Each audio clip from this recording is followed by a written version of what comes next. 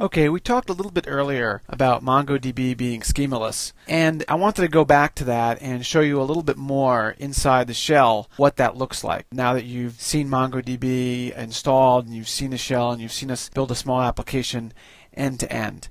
So fundamentally, that comes down to a few different things. One is that often in a relational system, you'll have a table, and you'll have certain columns in the table. For instance, name, age, and maybe city of birth or something. And over time, you may decide that you want to keep some additional piece of information. And to do that, you'd have to expand the table and do an alter table command. That's how it works in the world of relational. In Mongo, you don't need to do that. So in Mongo, different documents can have different schema. And so this means that as a system evolves with agile methodologies, often you'll work in short 2 and 3 week sprints, and you'll make changes and you'll iterate the system. We can accommodate that. So let's look at what that practically looks like in the shell. All right, so let's create a new collection and call it users, and then put something in it.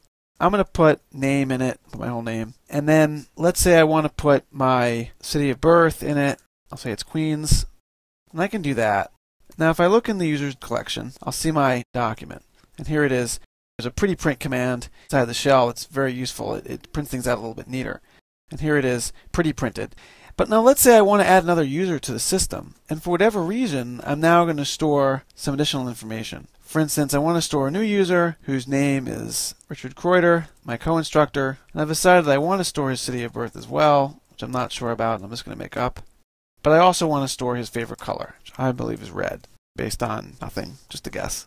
Now, if I look in that collection, I can see that I've got 2 different documents, and these 2 different documents, one of them has just the name and city of birth, and of course this interesting object ID that we'll talk about later. And the other one has name, city of birth, and favorite color. So this permits Mongo to be very agile, because you don't need to have exactly the same keys in each of the documents. And I can evolve it over time, too.